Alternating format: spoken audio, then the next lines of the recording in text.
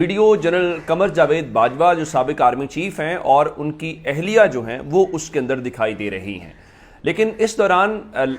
پھر جو اس وقت سوشل میڈیا کے اوپر دعوے کیے جا رہے ہیں کہ وہ ویڈیو کہاں کی ہے، تو پتہ یہ چلتا ہے کہ وہ ویڈیو فرانس کی ہے اور فرانس کے اندر جنرل قمر جاوید باجوہ اور ان کی اہلیہ مبینہ طور پہ کسی جگہ کے اوپر بیٹھے ہوئے تھے۔ اس دوران ایک شخص آتا ہے اور ان سے گفتگو کرنے کی کوشش کرتا ہے، جس پہ جنرل باجوہ اس کو ہاتھ کے اشارے سے یہ کہتے ہیں کہ ویڈیو بنانے کی کوشش مت کرو، جس کے بعد جنرل باجوہ یہ بھی کہتے ہیں کہ میں پولیس کو بلاؤں گا۔ اور جب جنرل باجوہ یہ بات کرتے ہیں تو اس دوران جو دوسرا شخص ہے جو ویڈیو بنانے والا ہے،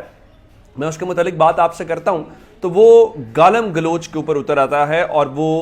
اس قسم کے الفاظ استعمال کرتا ہے جو دہرائے بھی نہیں جا سکتے، اور جس کے بعد وہ شخص اپنے الفاظ کے اندر، چونکہ وہ پشتو کے اندر گفتگو کر رہا ہے، تو اس میں وہ افغانستان کی بات کرتا ہے اور اس میں جنرل باجوہ نے اس کو ایک بار بتانے کی کوشش کی کہ وہ اب پاکستان کے آرمی چیف نہیں ہے، جس کے بعد وہ مسلسل بولنا شروع کر دیتا ہے، جس پہ پتہ یہ چلا کہ ایک تو ویڈیو کے اندر جنرل باجوہ اور ان کی اہلیہ موجود ہیں، دوسرا یہ ویڈیو فرانس کی مبینہ طور پہ ہے، تیسرا جو ویڈیو بنانے والا شخص ہے مبینہ طور پہ اس کا تعلق افغانستان سے ہے اور وہ پاکستان کے سابق آرمی چیف کے ساتھ بد تہذیبی یا بدتمیزی کرتا ہوا دکھائی دے رہا ہے۔ جس کے بعد جنرل باجوہ کی جو اہلیہ ہیں وہ انٹروین کرتی ہیں اور وہ جنرل باجوہ کو اس بارے میں اشاروں میں اپنے فون کے اوپر وہ کچھ دکھانے لگتی ہیں، جس کے بعد جنرل باجوہ جو ہے وہاں پہ ان کا دھیان اس شخص سے جو ان کی ویڈیو بنا رہا ہوتا ہے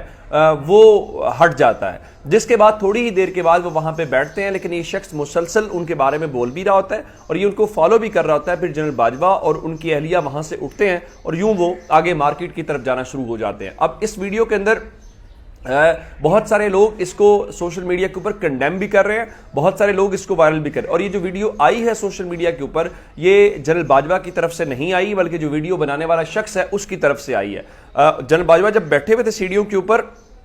تو ان کے ہاتھ میں بھی فون نظر آ رہا ہے، تو ایک لمحے یہ محسوس ہوا شاید وہ بھی ویڈیو بنا رہے ہیں، لیکن میرا خیال ہے کہ وہ ویڈیو نہیں بنا رہے تھے، ویسے ہی فون ان کے ہاتھ میں نظر آ رہا تھا۔ اب اس کا مطلب کیا ہے؟ اس کا مطلب یہ ہے کہ مبینہ طور پہ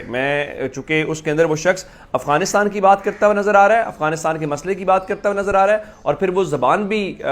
پشتو کی بولتا ہوا دکھائی دے رہا ہے، تو اس میں غالب امکان یا اس جس سے تاثر مل رہا ہے وہ یہ ہے کہ وہ شخص افغانستان سے تعلق رکھتا ہے اور وہ پاکستان کے فارمر آرمی چیف سے اس قسم کی چیزیں ہیں۔ اب یہاں پہ آ کے یہ چیز جس کی ہم سب کو دیکھیں، جنرل باجوہ سے ہزار اختلافات ہیں، میں کرٹیسائز کرتا رہوں، آپ کرٹیسائز کرتے ہیں، لیکن یہ ہمارے گھر کی بات ہے اور ہم اپنے گھر میں ہزار بار بات کریں، اس کا ہرگز ہم یہ نہیں کہہ سکتے کہ کل کو کسی بھی ملک کا شخص اٹھ کے کسی بھی پاکستانی کے ساتھ، ہم بھول جاتے ہیں کہ جنرل باجوہ کون ہے، ان کا تعلق کہاں سے ہے، ان کا عہدہ کیا ہے، یا جو بات ہے اس کو بھول جاتا ہے۔ فی الحال کیا کسی بھی پاکستانی سے کوئی دوسرا ملک کا شہری ہے وہ کرے تو اس کو جسٹیفائی کیا جا سکتا ہے؟ تو میرے سوال کا جواب ہوگا نہیں کیا جا سکتا۔ اس کی وجہ یہ ہے کہ ہر شخص کو یہ رائٹ ہے کہ وہ موو کرے، وہ جہاں مرضی جائے، لیکن اس بنیاد کے اوپر وہ کرنا کہ جی وہ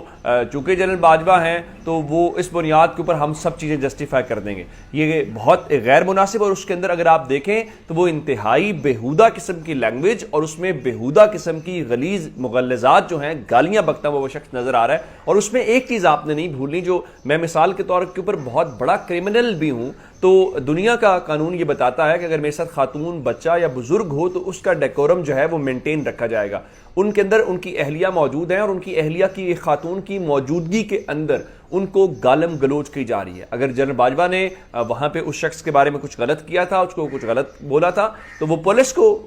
رپورٹ کرتا، لیکن کسی خاتون کے سامنے یہ لب و لہجہ اختیار کرنا، یہ گالیاں بکنا، میرے خیال سے اس کو جسٹیفائی نہیں کیا جا سکتا۔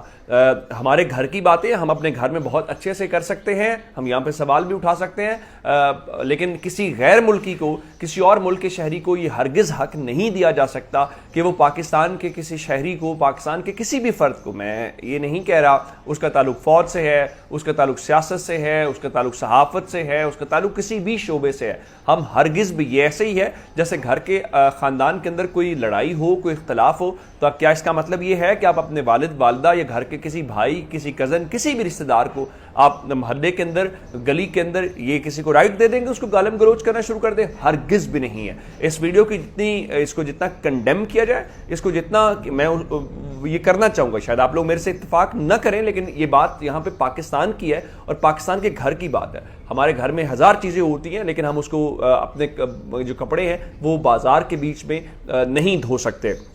اب میرے خیال سے اس معاملے کی 2-3 وجوہات ہو سکتی ہیں, 2-3 اس کے پہلو ہو سکتے ہیں. پہلی کہ پاکستان کو آفیشلی اس معاملے کو فرانس کے ساتھ اٹھانا چاہیے تاکہ ڈپلومیٹکلی اس چیز کو دیکھا جائے, کیونکہ وہاں پہ عام طور پہ سی سی ٹی وی کیمراز اور باقی چیزیں دکھائی دیتی ہیں, تو اس میں سے اس شخص کو آئیڈینٹیفائی کیا جا سکتا ہے. دوسرے نمبر کے اوپر اگر یہ واقعتاً پتہ چلتا ہے کہ یہ افغانستان کا شہری ہے تو پاکستان کو افغانستان کے اس معاملے کے ساتھ ٹیک اپ کرنا چاہیے, کیونکہ اگلے چند گھنٹوں کے اندر آپ دیکھیں گے کہ سوشل میڈیا کے اوپر یا باقی جگہوں کے اوپر اس معاملے کو کس طرح سے اٹھایا جاتا ہے اور کس طرح سے اچھالا جاتا ہے, اور خاص کر وہ میڈیا اٹھائے گا جو پاکستان سے تعلق نہیں رکھتا, اور وہ بتائیں گے کہ کیونکہ ہم افغانستان کو ہمیشہ کہتے ہیں کہ وہ برادر اسلامی ملک ہے, لیکن کوئی تیسرا فرد جو ہے اس میں سے پراپوگنڈا کر کے پاکستان اور افغانستان کے درمیان اگر کرنے کی کوشش کرے تو اس کو کسی طور پہ بھی اس کو کرنا چاہیے. اب اس کے اوپر رد عمل کیا آتا ہے, حکومت کا رد عمل کیا آتا ہے, دیگر لوگوں کا رد عمل کیا آتا ہے, اس کو دیکھنا پڑے گا, اس کے بعد تھوڑی سی سچویشن کا اندازہ ہو سکے گا. یہ تو ہو گئے جو باہر سے معاملہ اچانک سے آیا, ظاہر ہے کچھ کے سوشل میڈیا کے اوپر جب اس قسم کی چیز آتی ہے تو ہر شخص ہی اس کے اوپر اپنی رائے بھی دے رہا ہوتا ہے, اور اس چیز کو آپ جانتے ہیں کہ رد عمل دیتے ہوئے پھر لوگ اپنی بات سارا کچھ کرتے ہیں. لیکن اس دوران میں آپ کو ایک اور جو خبر دینا چاہتا ہوں کہ ہمارے اندرونی معاملات کے اندر بھی بہت کچھ ہو رہا ہے. آج جو اسد عمر صاحب ہیں وہ عدالت کے اندر پیش ہونے کے لیے آئے تو اس دوران ان سے سوال جواب ہوئے, ان سے پوچھا گیا کہ کیا آپ نے کسی کے دباؤ کے اوپر پارٹی چھوڑی ہے, تو انہوں نے کہا جی میں نے پریس کانفرنس کے اندر بتا دیا ہے. پھر جہانگیر خان ترین سے متعلق سوال ہوا, کیونکہ یہی خدشہ ہے کہ شاید یہ سارے لوگ جہانگیر خان ترین کے جھنڈے کے تلے اکٹھے ہو رہے ہیں, تو جس پہ اسد عمر نے کہا کہ ان کا جہانگیر ترین سے کوئی رابطہ نہیں ہے, ہاں فواد چودھری کے ساتھ وہ رابطے میں رہتے ہیں. تو کیا اب یہ سمجھا جائے کہ فواد چودھری نے جو مبینہ طور پہ شاہ محمود قریشی سے ملاقات کر کے باہر پریس کانفرنس کی تھی اور سارے لوگ تھے, کیا یہ سب لوگ اس کے اندر شامل تھے یا نہیں تھے؟ یہ بڑا انٹرسٹنگ ڈیولپمنٹ ہے. پھر صحافی نے ان سے یہ سوال کیا کہ آپ یہ بتائیے کہ فیصل وابڈا کس کے ایجنڈے کے اوپر کام کر رہے ہیں, تو انہوں نے کہا مجھے اس چیز کا آئیڈیا نہیں ہے. پھر جب ان سے پوچھا گیا کہ کیا اب بھی آپ کے اوپر کوئی دباؤ موجود ہے, تو انہوں نے کہا جی دباؤ یہی ہے کہ دن میں سیشن کورٹ میں کھڑے ہوتے ہیں, پھر احتساب عدالت کے اندر کھڑے ہوتے ہیں, اینٹی کرپشن عدالت کے اندر ہیں, پھر ہائی کورٹ کے اندر کھڑے ہوتے ہیں, تو ہر وقت ہم مقدمات کے اندر ہی کہیں نہ کہیں دکھائی دے رہے ہیں. اچھا, اب ایک اور چیز جو آج ہمیں نظر آئی وہ انصار عباسی صاحب کا ایک مضمون ہے, وہ عمران خان کے بیسیکلی گھبرانے کے متعلق بتا رہے ہیں. جی عمران خان جو ہے وہ اب ان کے گھبرانے کا وقت آ گیا. ان کے متعلق اگر تو تحریک انصاف اور عمران خان قابو ہو گئے اور ان کا جو صورتحال نظر آ رہی ہے اس کے مطابق اگر عمران خان مائنس اور تحریک انصاف مکمل طور پہ قابو میں آ گئی تو انتخابات اکتوبر میں ہو سکتے ہیں, ورنہ ممکنہ طور پہ الیکشن آگے جا سکتے ہیں. اور یہ خبر میں آپ کو آلریڈی دے چکا ہوں کہ اب ایک ہی مطالبہ ہے کہ عمران خان کو جیل ڈالا جائے,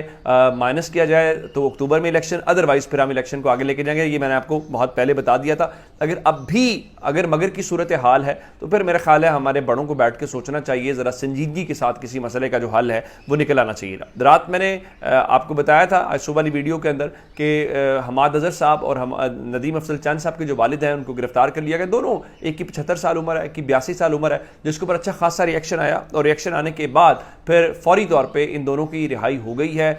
چند صاحب کے والد صاحب بھی رات کو ان کو چھوڑ دیا گیا ہے, چلیں اچھی بات ہے. اس کے بعد حماد اظہر کے جو والد ہیں ان کو بھی بتایا گیا کہ CI پولیس اسٹیشن لے جایا گیا, فون کھنگالنے کے 1 گھنٹے کے بعد ان کو بھی چھوڑ دیا گیا. یہ بھی آپ کو بتانا بہت ضروری تھا. اپنا بہت سا خیال رکھیے گا. خدا حافظ.